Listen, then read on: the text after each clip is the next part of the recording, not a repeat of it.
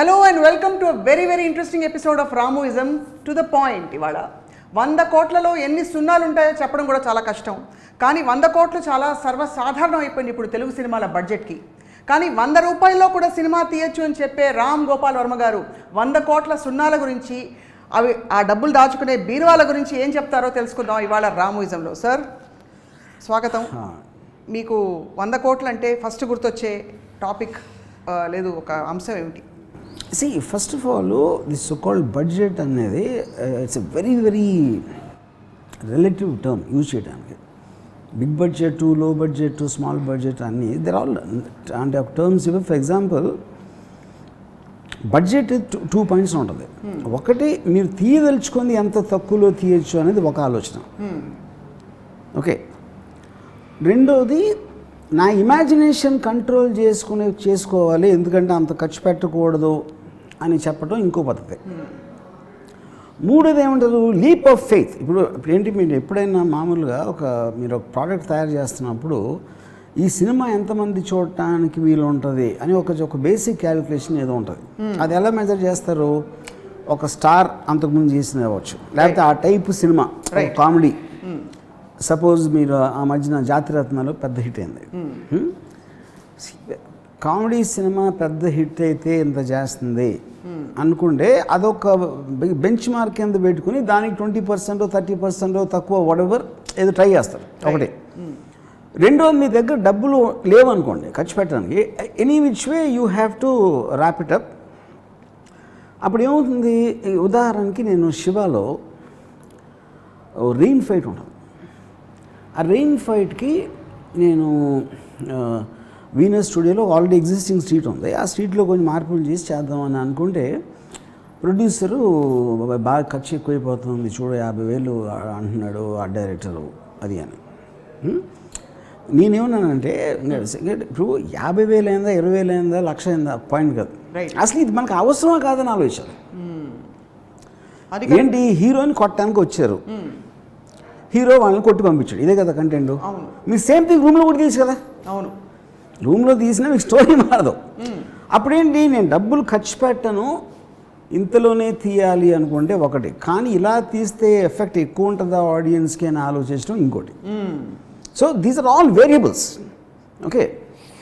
ఇప్పుడు for example Rajamouli ఇది ఉందనుకోండి, బాహుబలి వచ్చిన టైంలో మీరు మ్యాక్సిమం తెలుగు ఇండస్ట్రీకి 75 crore ఎంతో రికవరీ ఉంటుంది పెద్ద హిట్ అయితే. అలాంటి ఎగ్జాంపుల్కి అలాంటి అమౌంట్ అనుకుంటే they spent half, double, 150.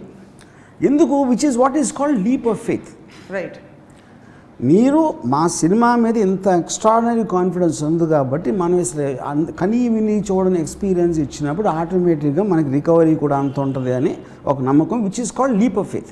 Leap of faith ఎందుకంటారు? నీకు ప్రూవ్ అవ్వలేదు అంతకుముందు, which is what happened in Titanic టైంలోనే Kevin Costner made a film called Waterworld. అది కూడా అదే లీప్ ఆఫ్ ఫెయిత్, కానీ పడ్డదాడు. Waterworld became disaster and close the studio down. My goodness.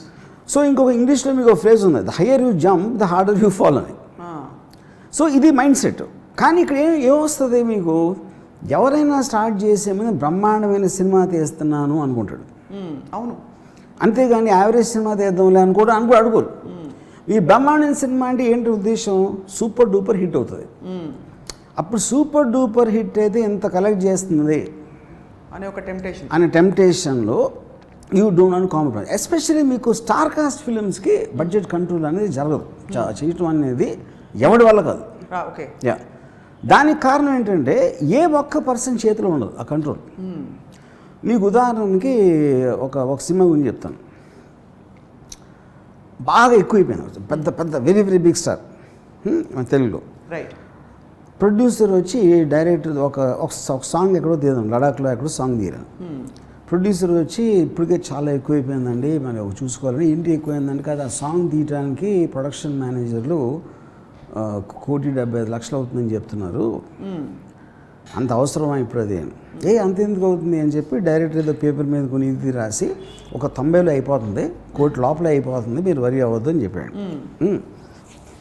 చెప్తే వీళ్ళు సరే ఇంకేం చేస్తాను ప్రిపరేషన్ స్టార్ట్ చేస్తే కొరియోగ్రాఫరు రాజీవ్ సుందరం నడిపారు హీరోకి ఒక హాలీవుడ్ వీడియోలో పెట్టాడు, మ్యూజిక్ వీడియో. ఇలా చేద్దాం, హీరో ఏమో ఫ్యాంటాస్టిక్ అని మెసేజ్ పెట్టాడు. ఈ స్క్రీన్ షాటు డైరెక్టర్కి ప్రొడ్యూసర్కి పంపాడు కొరియోగ్రాఫర్. ఇప్పుడు స్టార్ ఏమో ఫ్యాంటాస్టిక్ అన్నాక మీరు అంత వద్దండి ఎక్కువ అవుతుందని చెప్పలేడు కదా. అవును, అదొకటే. రెండోది ఏమవుతుంది, ఎప్పుడైతే ఫ్యాంటాస్టిక్ అన్నాడో ఈ డైరెక్టర్ ఏం చెప్పాడంటే ప్రొడ్యూసర్కి, సార్ మీరు చాలా ఎక్కువ అనుకుంటున్నారు ఇది ఈ కాస్ట్, కానీ ఇంత గొప్ప సాంగ్ వచ్చిందంటే మనకి రిపీట్ ఆడియన్స్ వస్తారు. అది ఒకసారి చూసేవాడు 2 సార్లు 3 సార్లు చూస్తాడు. సో మనకి 3 రెట్లు రెవెన్యూ వస్తుంది. మీరు అది ఆలోచించట్లా. It's not a bad in thought provided it works. అది తెలియదు కదా మనకి. Yeah correct. సో అని చెప్పేసి ఫైనల్గా సరే ఓకే ఇలా చేద్దాం, దానికి 200-300 డాన్సర్లు కావాలి. డాన్సర్లు సరే అయిపోయింది. డాన్సర్ తర్వాత ఏం లేదు, మన ఇంత ఖర్చు పెట్టి అక్కడ వెళ్ళి లదాఖ్లో తీసామంటే ఫోర్గ్రౌండ్ ఉన్న వాళ్ళందరూ కొంచెం మొహాలు బాగుండి హైట్ గీటు కలర్ బాగుండాలి. బాంబే నుంచి మోడల్స్ తెప్పించాలి, అట్లీస్ట్ ఫ్రంట్ పేర్లో నుంచో పెట్టడానికి. వాళ్ళు చాలా ఎక్స్పెన్సివ్, వాళ్ళు మళ్ళీ ఫ్లైట్లో వస్తారు. ఇవన్నీ చేసి తర్వాత నేను బట్టలు కుట్టించడానికి చెన్నైలో కుట్టిస్తామంటే కొరియోగ్రాఫరు హైదరాబాద్లో అయితే 1/3లో అయిపోతుందండి, వాళ్ళకి ఏదో లింక్స్ ఉంటాయి అందుకని వాళ్ళు అడుగుతారు అని ఎవరో చెప్పారు ప్రొడ్యూసర్. సరే మేము హైదరాబాద్లో కుట్టిస్తామంటే కుట్టించండి, మనకి మెజర్మెంట్స్ కాడే రాకపోతే నా పూచి కదా అని. అప్పుడు ఎవరు తీసుకుంటారు డెసిషన్? ప్రొడ్యూసర్ ఏం తెలుస్తుంది? యా. ఇప్పుడు ఏంటి ఐరన్, ఇదంతా స్టార్ కూడా తెలీదు.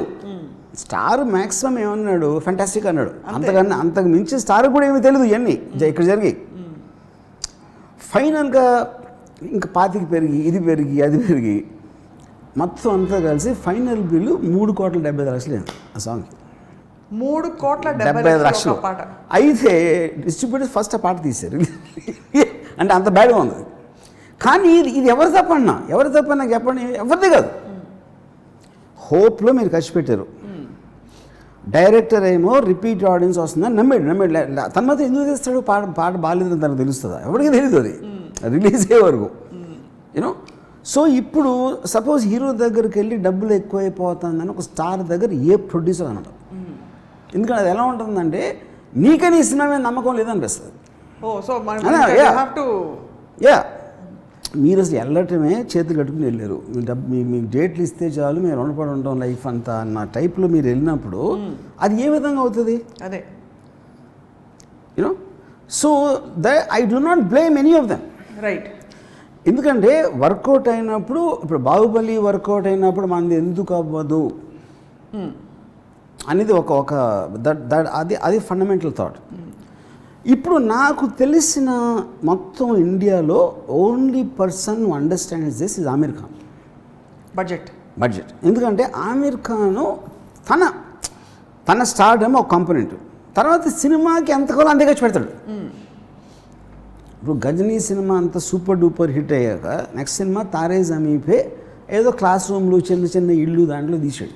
ఆమిర్ ఖాన్ ఉన్నట్టు సినిమాలో that is additional question. Right. అప్పుడు మీకు రియలిజం ఉంటుంది. ఎప్పుడైతే మీరు ఆర్టిఫిషియల్గా మీరు కేవలం డబ్బులు ఉన్నాయి కాబట్టి అసలు కనీ విని ఎరగానే స్కేల్ పెంచాలి అని అనుకున్నప్పుడు that will be the problem. అది అక్కడ ప్రాబ్లం ఏంటంటే మనీ కన్నా ఎక్కువ it will primarily finish your story also. Me story చెప్పే విధానం మారిపోతుంది, జనాలు చూసే ఎక్స్పీరియన్స్ మారిపోతుంది. ఇప్పుడు ఫర్ ఎగ్జాంపుల్ నేను శివ తీసినప్పుడు నేను ఆ రోజుల్లో నాగార్జున సినిమా కలెక్టర్ గారు అబ్బాయి లేకపోతే 2-3 సినిమాలు వచ్చినాయి, వాటికన్నా చాలా తక్కువలో తీసాను. ఎందుకు తీసాను? మీరే బడ్జెట్ వేసి ఇచ్చారా? నేను లేదు, నేను వేయటం కాదు. ఎందుకని కాదు, ఫైనల్గా నేను అడిగిన దానికే కదా అయ్యేది. అవును, న్యాచురల్లీ కదా. డైరెక్టర్ ఏమేమి కావాలనుకుంటే దానికే కదా డబ్బులు ఇచ్చేది. ఎందుకు తక్కువైంది? తక్కువ చేయాలని ఉద్దేశం నాది కాదు, ఆ సినిమాకి అంతే కావాలి. రైట్.